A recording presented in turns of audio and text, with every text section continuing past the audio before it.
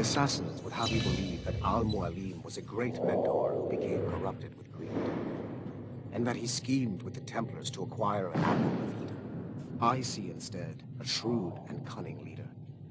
A man who used his best assassin, Altair ibn Lahad, to eliminate his conspirators in order to keep the apple for himself, so that he could use it to enforce world peace. While it must be stated unequivocally that Al-Mualim was not a Templar, it is interesting to me that his vision of peace was more in line with Templar philosophy than assassin. In the past, both sides had the same goal, that of peace. Our only difference was how we chose to achieve it. Had Al-Mualim not been killed by Altair and allowed to carry out his plan, perhaps we would not be fighting now. It was only after Altair reformed the Brotherhood with its new ideals of free will that the conflict truly escalated and spread across the planet. For if the so-called wise man of the mountain can see things from our point of view, surely the same can be said for other assassins.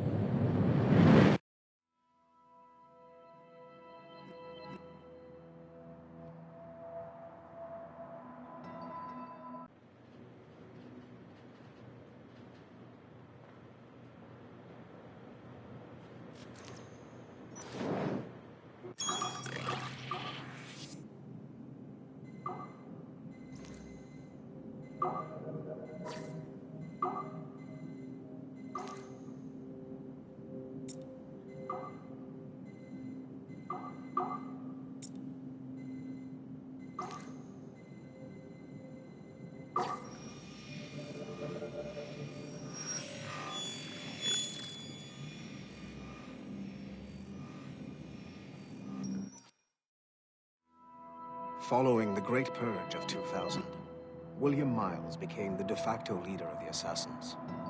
A cunning and ruthless strategist, he trained several agents who infiltrated Abstergo, including Clay Kazmarek and Lucy Stillman.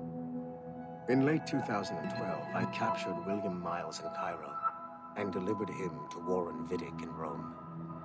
Miles' son, Desmond, attacked Abstergo, killed Vidic and Master Templar Daniel Cross. He fled to a First Civilization temple in New York.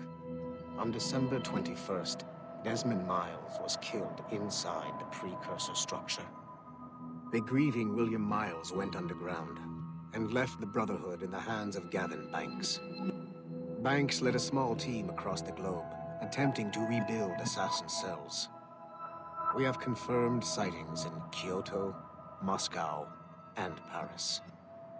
Miles resurfaced in late 2013, and we have confirmed his involvement in the infiltration of Abstergo Entertainment Montreal by the assassins Sean Hastings and Rebecca Crane. Both Miles and Banks remain at large. Agent Acosta has tasked the Akashic satellite Plexus to sweep the planet for traces of assassin activities. We have yet to locate them.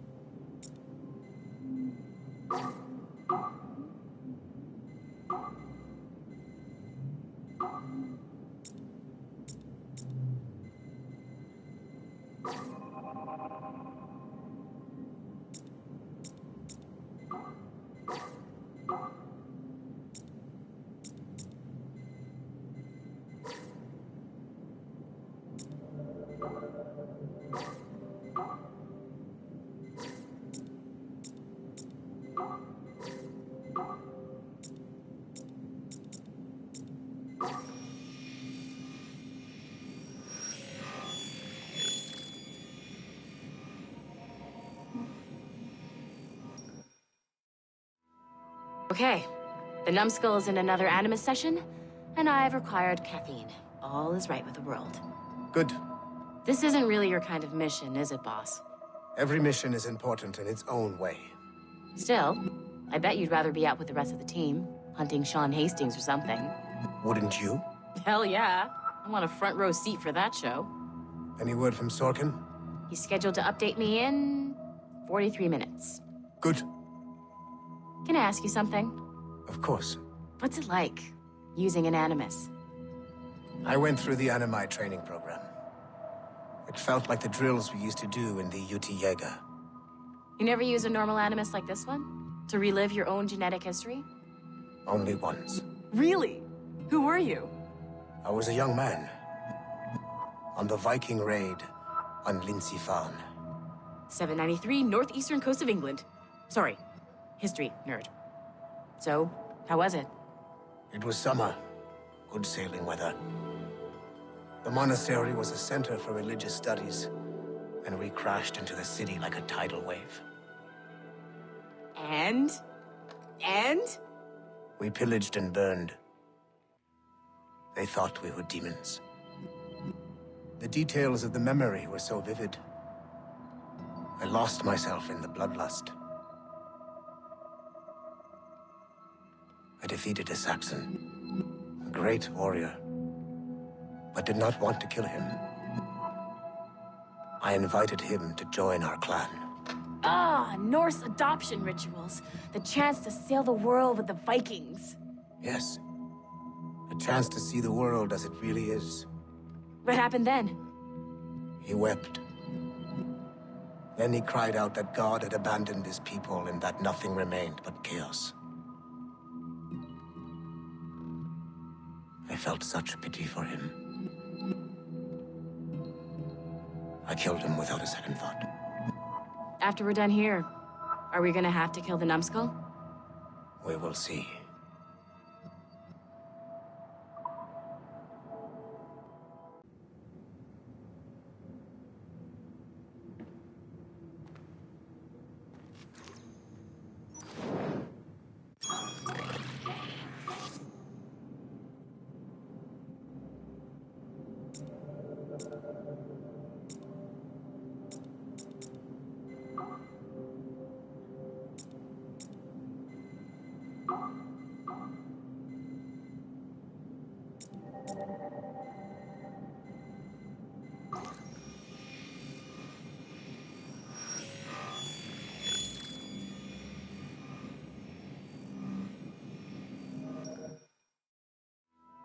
Hey, boss. Calling from Germany? Yes, I am in Essen, searching for an artifact called the Ankh of Isis. Can you tell me anything about it? Give me a minute to fire up my machines here. Okay. Not much. There's an obscure file from the data dump scanner that mentions it. It was allegedly 14th century Germany, where an assassin named Lucas Zergberg fought a Templar offshoot called the Brothers of the Cross. How original. That's the file that led me to this bland shit pile. Is there anything else? Anything outside of Abstergo official records? Nobody's ever seen the thing. There's all kinds of stories about its history. From Roman Gallia, Egypt during the Middle Ages, and even a cell of modern-day assassins. Oh, and it apparently raises the dead. Is there any evidence to support this? None at all. You know what I think? I think this is bullshit the assassins are spreading around so that people like us waste our valuable time sniffing after it. Smells like a trap. Agreed.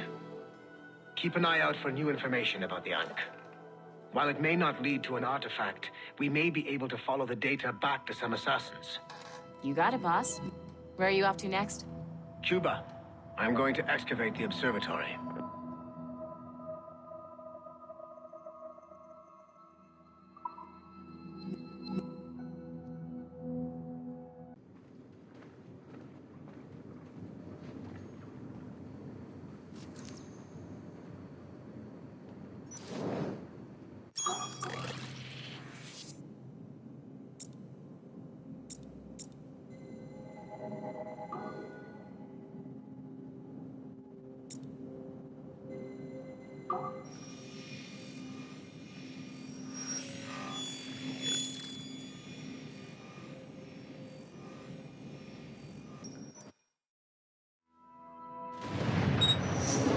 Haytham Kenway remains a controversial figure for me. I have great respect for him. After all, he was the Grand Master of the Colonial Rite, charged with finding a precursor site. Haytham was cunning and ruthless, but he had a streak of emotional weakness that ultimately triggered his downfall. He lost his father when he was a child, and the British Grand Master Reginald Purge raised him to become a Templar Knight. Haytham eventually learned that his father, Edward, had been an assassin. That he chose to stay a Templar, rather than follow in his father's footsteps, indicates to me that he believed he was already on the right path. When Haytham discovered that Birch was the one who murdered his father, he and his sister killed him in revenge. I believe this was the beginning of his downfall. Templars kill for efficiency, not petty emotions. When he discovered that his son Connor was an assassin working against him in the colonies, the same emotional weakness stayed his blade. A pity Connor did not show him the same mercy.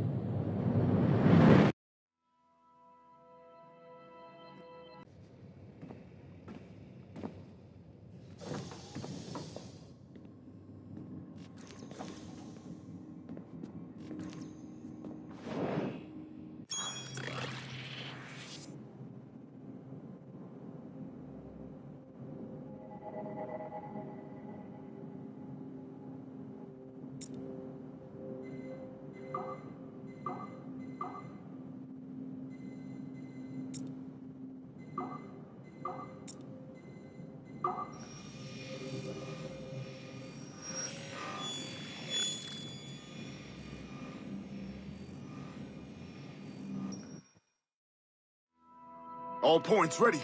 Begin. Go, go, go!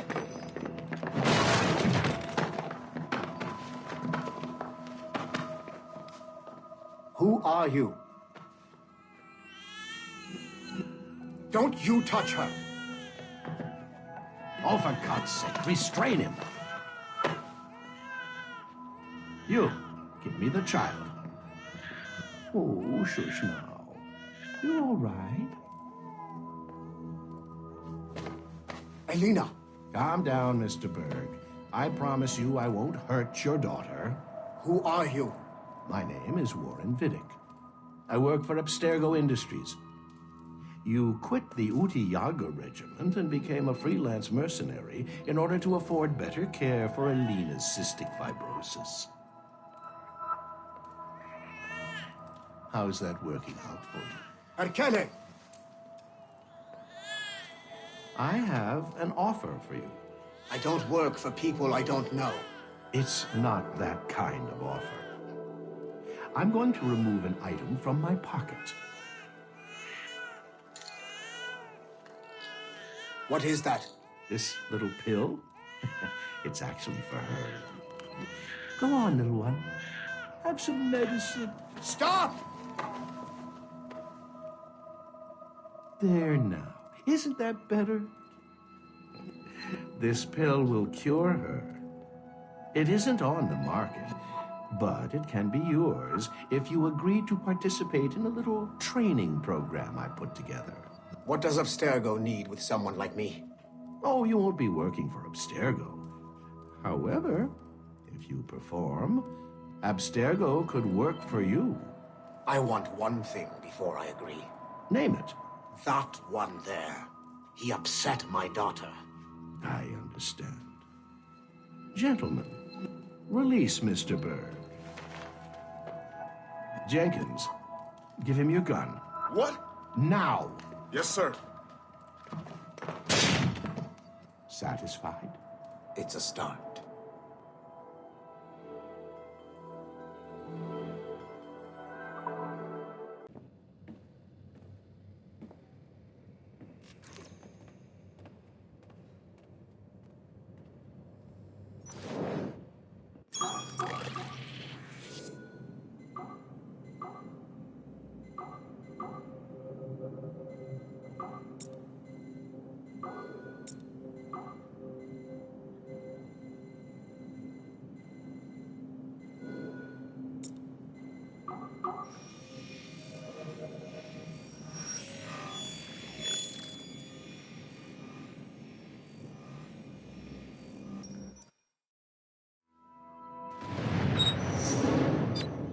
Like Haytham Kenway, Daniel Cross came from an assassin bloodline, as the Orlov family had at least 2 generations who served the Brotherhood. Daniel Cross's history of drug addiction and Animus-induced psychosis should not take away from his many accomplishments for the Templar cause. Under the influence of Warren Vidic, he was planted into the Brotherhood and earned their trust, eventually meeting their reclusive mentor. Then his subliminal programming activated, and he killed the mentor, triggering the first great purge of the modern age. Al-Mualim, Haras, Lali Sel Tradat, Baptiste, Duncan Walpole, Haytham Kenway, Lucy Stillman, Daniel Cross. These are but a few prominent examples of something I've always felt. That there will always be assassins who are willing to abandon their cause to serve ours. Yet there's no one who embodies this idea better than Sheikh Cormac. And I want the assassins to confront this painful reality.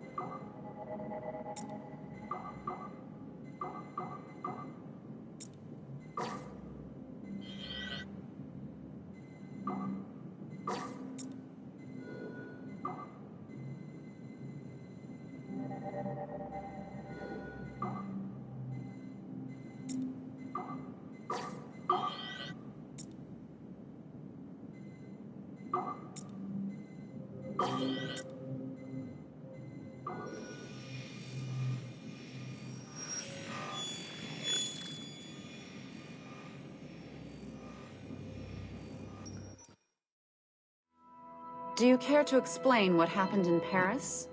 Gavin Banks led a team of assassins to your laboratory and destroyed it. That lab was supposed to be completely off the grid.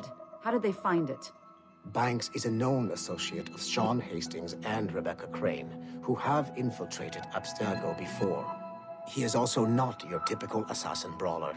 He follows information. They found a way to access your Helix servers. Nothing is off the grid anymore. That facility was dedicated to studying the sage we recovered from Montreal last year. If you had informed me of its existence, Sigma team could have protected your interests. Did you engage Banks' team? Sorkin and I tracked them from Paris to La Rochelle, where their ship was waiting for them. We fought. but we were outnumbered. Sorkin was stabbed 7 times by an assassin we have identified as Galina Voronina. And you let them get away. Let's be very clear.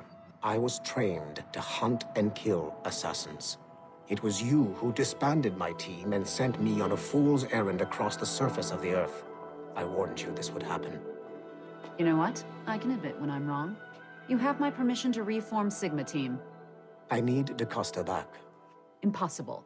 She's still in Montreal. Unacceptable. I've apologized for my oversight, Berg, but don't push me. The fact is, we need to find new sages. Alvaro Grammatica tells me that Melanie LeMay has a few promising leads in Montreal.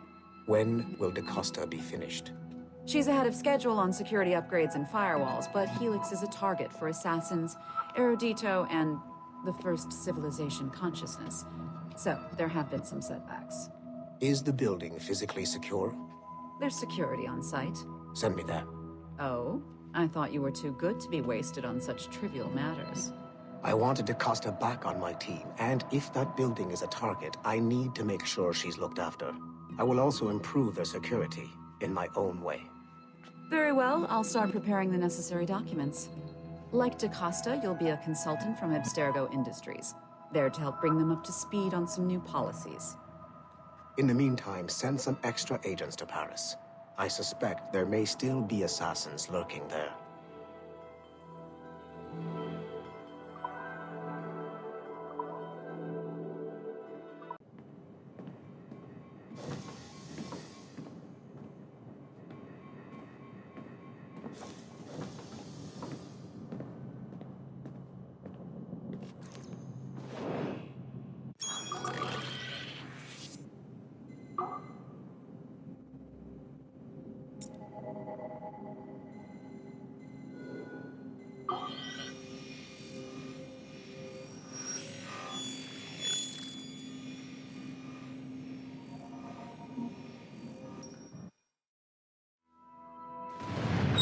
François Macandal saved Baptiste from slavery and inducted him into his so-called brotherhood.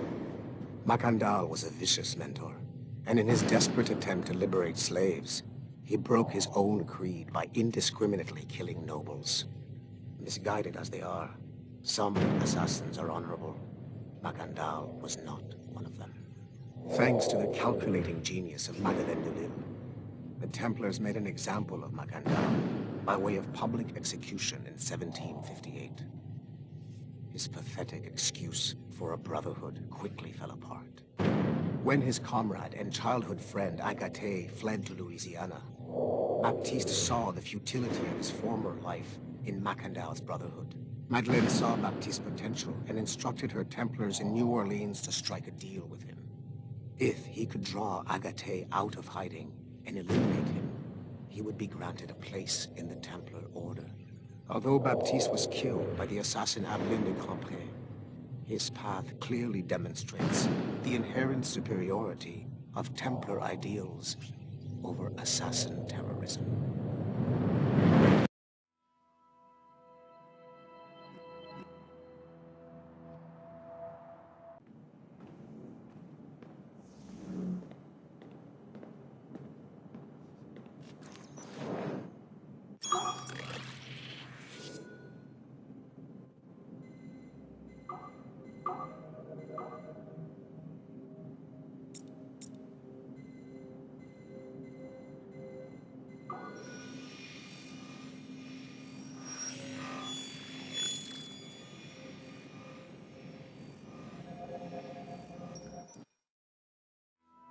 The first civilization entity known as Juno re-emerged from the Grand Temple in New York in December 2012. Although no longer a corporeal being, she exists as a kind of digital consciousness somewhere in the Abstergo cloud. To accomplish her goals in the real world, Juno uses 2 types of people. The first is another precursor consciousness that emerges in a human being at random. This person is commonly known as a sage. Juno also holds sway over a group of disciples called the Instruments of the First Will, who believe it is humanity's natural role to serve the first civilization. Abstergo is currently using the First Will as a cheap and hands-off way of acquiring pieces of Eden and other relics. However, I suspect that the reverse is also true, that they are using our resources to locate objects that will help them further their own goals. I do not trust them, but for now, all I can do is have DaCosta monitor their activities. Juno's motives are unclear. Although she has made one attempt to possess a corporeal body, she appears to be more powerful as a digital entity. Agent DaCosta fears that should humanity ever achieve singularity, a fusion of humanity and machines, Juno would become unstoppable. Ironically, it is Abstergo itself which is driving civilization in that direction.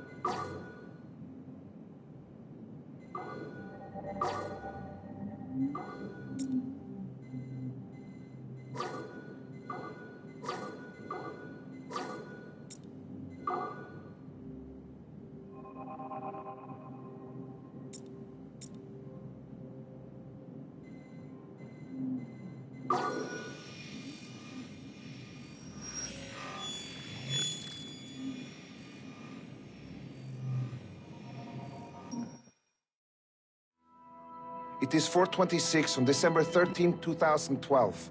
Debriefing of Sigma Team's Cairo operation. Debriefing conducted by Abstergo psychiatrist Tibor Hashek, Level 7, and Director of Operations Letitia England, Level 9. State your name and rank for the record. Juhani Otso Berg, service number OP-114-8506-B, Master Templar. How would you classify the result of your Cairo mission, Master Berg? I would call it a complete success. The new Sigma team performed admirably. That's going a bit far, don't you think? The target, William Miles, was apprehended, and the first civilization artifact was retrieved. Both were handed off to Warren Vidic without incident. May I ask how you would rate the mission? We're pleased with the results, but not with the methods with which you achieved them. I see. May I ask why? You went off mission. You were supposed to apprehend the target at the airport, not at the museum. When the target emerged from the plane, he was posing as a tour guide for a class of high school students on a field trip. A member of Sigma team informed us you aborted the mission then and there. I will not deny this, but tell me, who talked?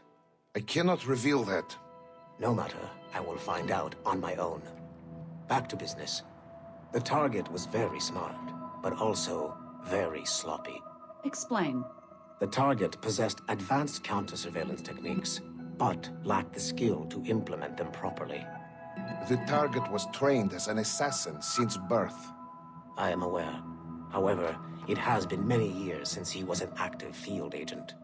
He must have been very desperate to go himself, as these days he is more of a talker, a puppet master. And what are you?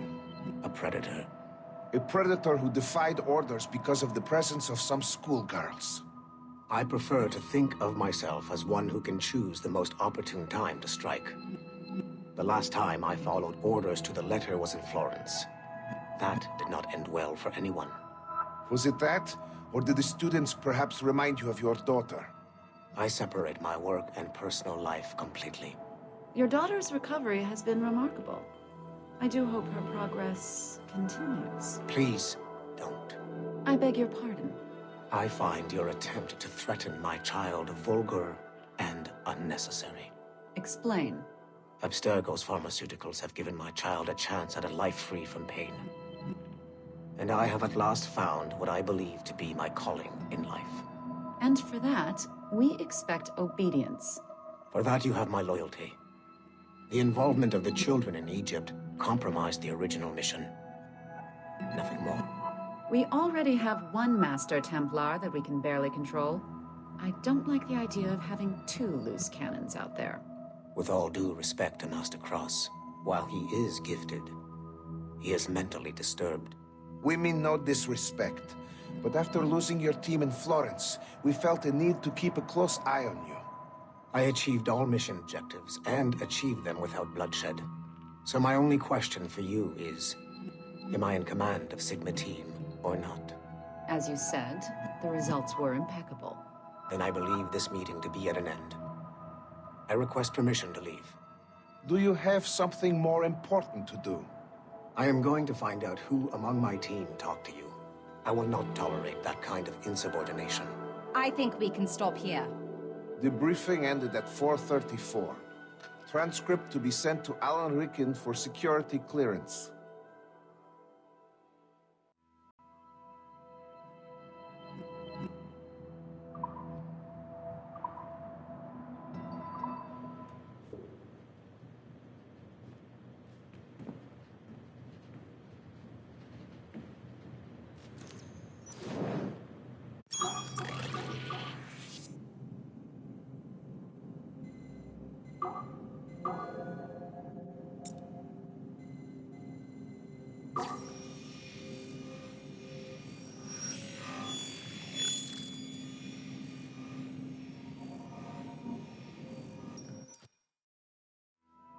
Given the nature of our current investigation, I have been looking at other assassins who, despite themselves, have helped the Templar cause. The first is Clay Kazmarek, who infiltrated Warren Vidic's Animus project in Rome. He became the project's Subject 16. Kazmarik's rich ancestry helped Vidic to identify the Renaissance assassin Ezio Auditore as a person of interest. Driven mad by overexposure to the Animus, he committed suicide. However, Kazmarik may have unexpectedly become useful again. While in the Animus, Subject 16 came into contact with the first civilization entity known as Juno. Perhaps studying his bizarre Animus experiences can help us find a way to deal with the looming threat Juno promises. With Subject 16 out of the picture, Vidic needed a replacement. Desmond Miles, a runaway assassin, was captured in September 2012 and was used as Animus Subject 17 to further the search for an Apple of Eden. He managed to escape and uncovered an imminent threat to the planet. A solar flare similar to the one that wiped out the precursor race over 75,000 years ago. Desmond Miles also reactivated a first civilization temple in New York and used it to save the world, but it cost him his life. Abstergo recovered his body. In death, Desmond Miles became Sample 17, and his valuable genetic data was uploaded to the cloud servers in order to benefit all branches of Abstergo. Whether they live or die, we must continue to find ways to make the assassins work for us.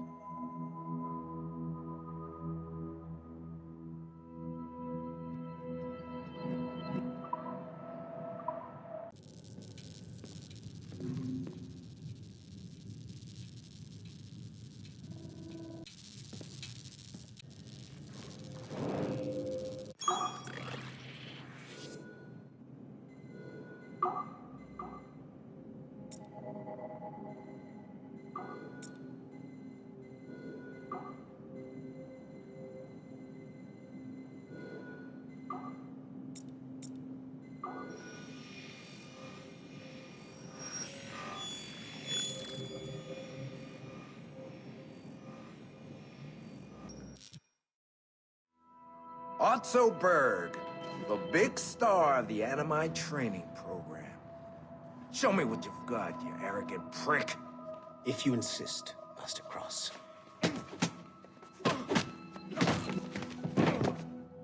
I believe that my training will soon be complete. Wouldn't you agree? What's so funny? I was wrong about you. You're not arrogant. You're just deeply fucking stupid! Oh. Your body, your mind, they're not yours anymore. You understand? All you have left are the voices. I don't suffer from your condition. My Animus sessions were carefully— No, no, no! My voices are ghosts! Dead!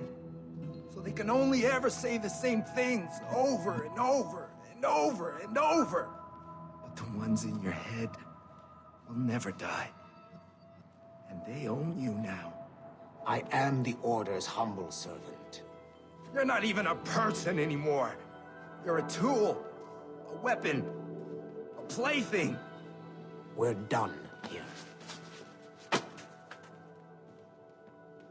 And in the glorious New World Order, there won't be any room for broken toys like us!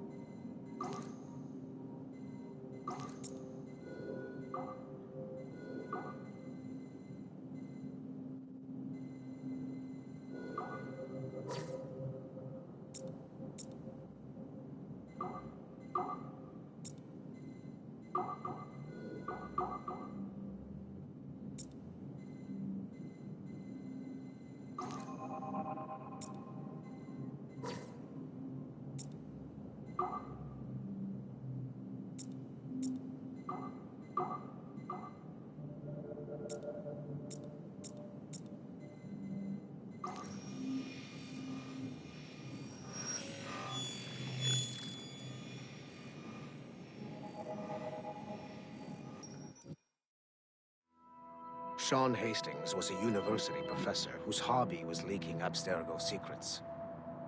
He was hours away from being killed by Abstergo when he was saved by Rebecca Crane, an assassin hacker. Since then, the pair have been inseparable, providing technical support for assassin field agents.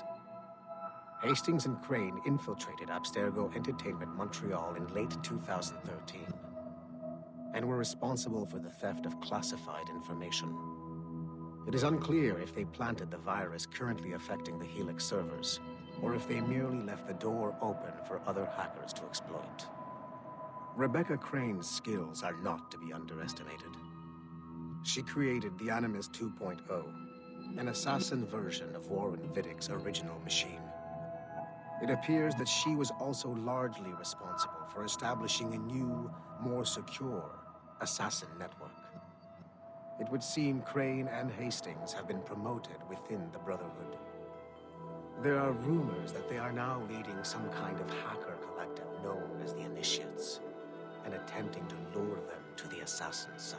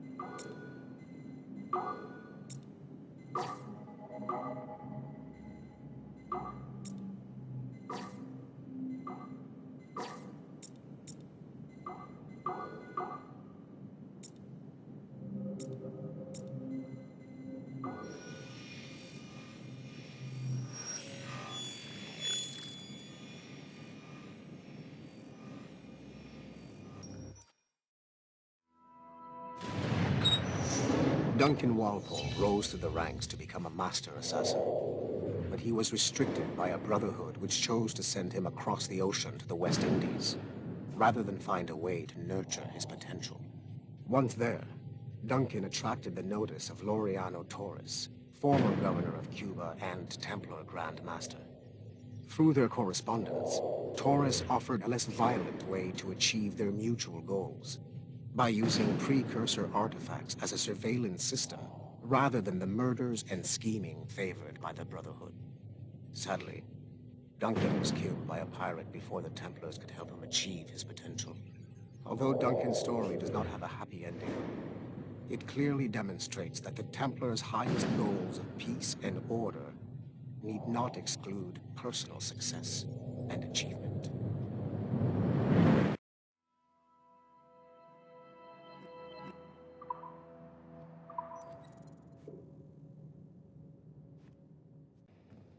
We're making good progress here.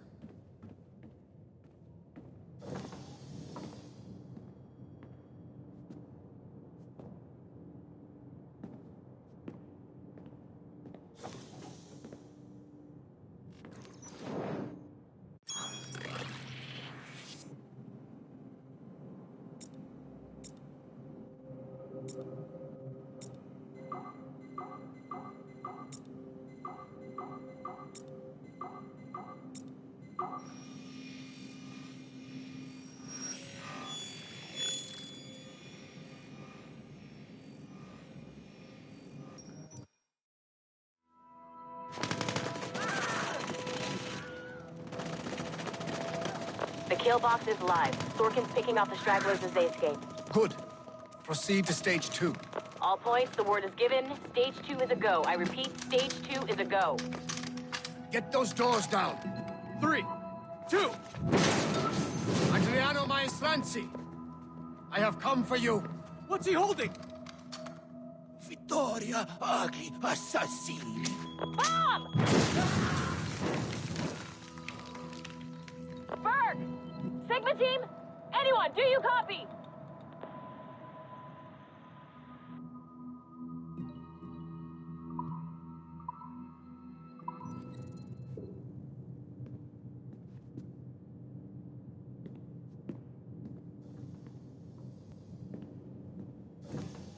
How about now? No? Now? No. Shit. Why is...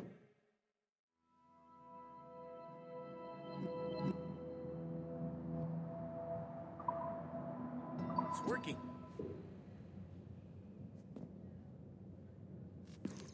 But have you tried it, though?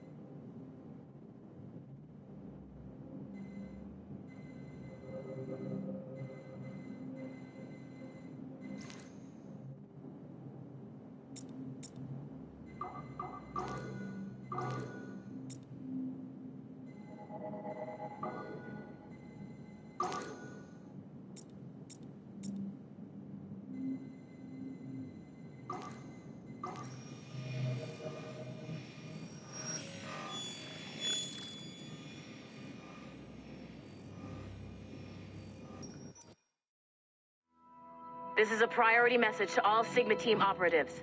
Assassins have stolen an artifact from a Rotterdam storage facility.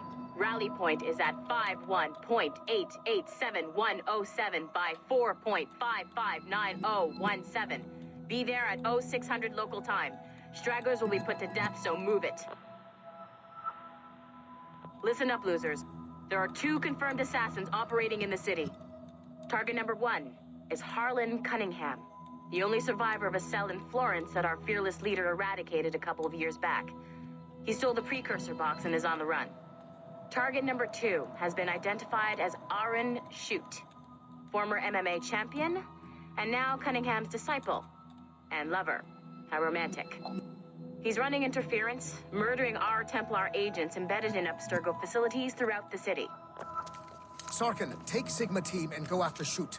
I will take down Cunningham myself and recover the artifact. I don't like the idea of you going alone, boss.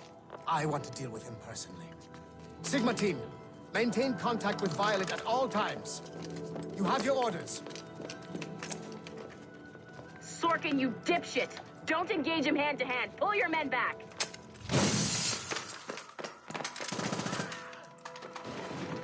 Get some! He's got my gun! Sniper 1, do you have a shot? Negative. He's using Sorkin as a shield.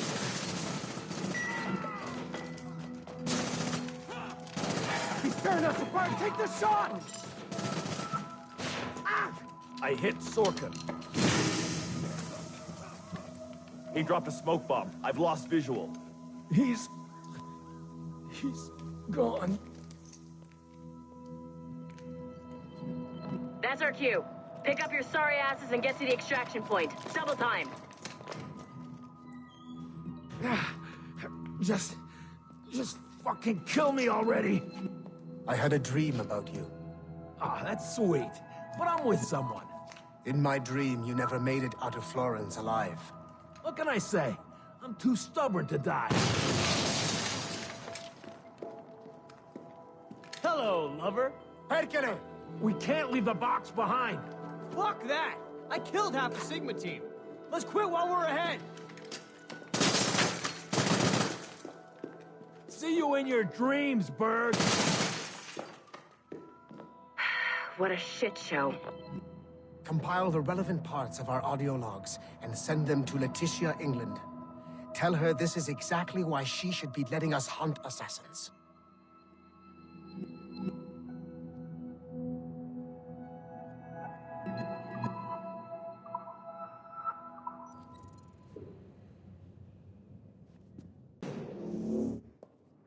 I'm just saying that Violet didn't have to yell at us for not fixing the elevator before she did. I can't believe she made you cry like that. Said some very urgent.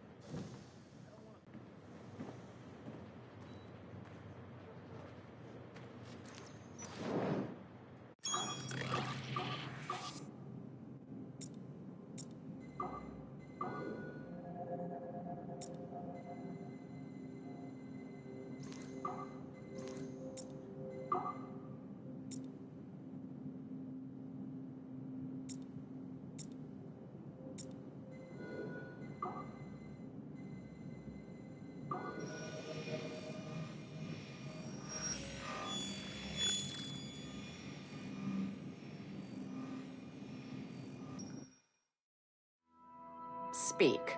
Why has Violet DaCosta been removed from Sigma Team?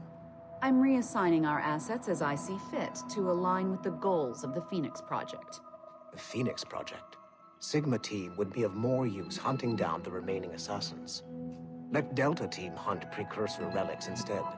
Those relics are the key to sequencing first civilization DNA. Accomplishing that goal will in turn make the assassins even less of a threat than they are now. Be that as it may, Agent DaCosta should not be wasted on something like Abstergo Entertainment. Last year's fiasco with the Sample 17 project showed me that Abstergo Entertainment is more than just a disposable subsidiary. It's the best resource we have to finding new pieces of Eden. It is a weak link that has been compromised by our enemies time and time again. All the more reason to have DaCosta secure their access to the cloud servers. We're confident that Melanie LeMay won't fuck it up, like Olivier Garneau. Bringing a civilian like that into our ranks is also unwise. Time will tell with Miss LeMay, but she handled the John Standish situation with an even hand. She helped us discover the existence of sages, and in doing so, has done more for Phoenix than you have, Mr. Berg. She also continues to ignore the presence of the instruments of the First Will within her operation. Those whack jobs are actually useful to us for now. They're a cheap source of relics we can exploit. If they become too much of a problem, we'll deal with them with the same efficiency we deal with the assassins. Giving the assassins time to regroup is a tactical mistake. We should strike them now while they are at their most vulnerable. We value your passion and expertise, Mr. Berg, and your concerns have been noted. Now pack your bags. You've got a busy year ahead of you.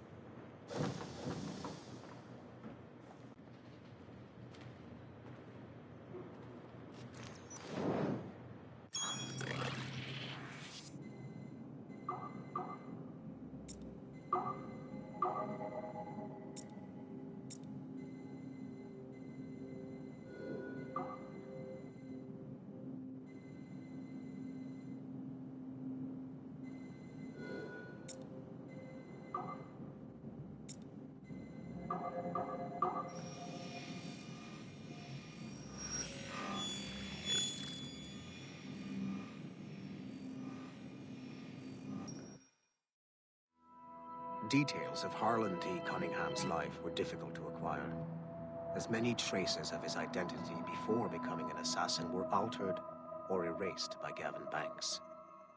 It is only thanks to Agent DaCosta's remarkable skills that we are able to piece together this profile. Cunningham was outed as homosexual in high school, which unfortunately ruined a promising wrestling career. He left Texas as quickly as he could and fled to Europe. Cunningham was recruited by the Brotherhood in Florence, Italy, under the leadership of assassin veteran Adriano Maestranzi. Sigma team attacked the Florence hideout in 2012, but Maestranzi detonated a bomb. 3 assassins were killed before the explosion, but Sigma team was annihilated in the process. Cunningham and I were the only survivors. Cunningham was last sighted in Rotterdam, alongside Aaron Schutt, a former mixed martial arts champion who also suffered a career backlash when he came out as homosexual. It is clear that Cunningham is mentoring Schutt in the ways of the Brotherhood. Although physically gifted and extremely dangerous, Schutt is a poor choice as an assassin. He is incapable of keeping a low profile and will compromise the Brotherhood despite himself. Recently, Cunningham stole a piece of Eden from an Abstergo facility in Rotterdam. During the operation, Schutt was charged to attack Abstergo employees throughout the city to draw attention away from his mentor. Although Sigma team managed to reclaim the item, both Cunningham and Schutt escaped. I will not allow Cunningham to get away from me a 3rd time.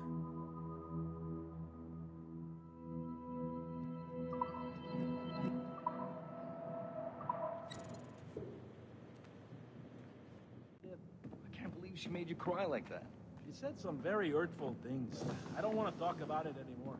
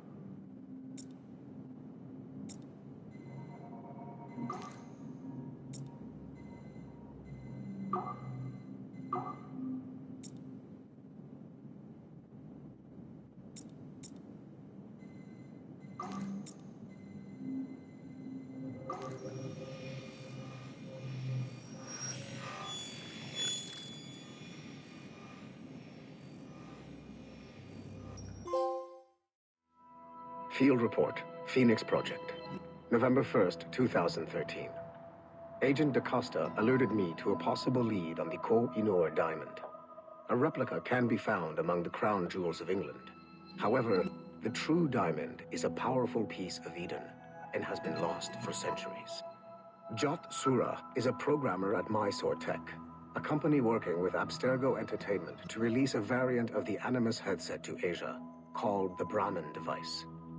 He's been associating with Siobhan Dami, the sister of Jadseep Dami, a known assassin. Could the Brotherhood be using the Brahmin device to locate the Kohinoor? Until we have more evidence, I have decided to use a local Abstergo strike force rather than mobilize Sigma Team. Update, November 3rd, 2013. Jot Sura was abducted outside of Dreamland Studios in Mumbai. He was seen being forced into a van by Siobhan and Jadseep Dami.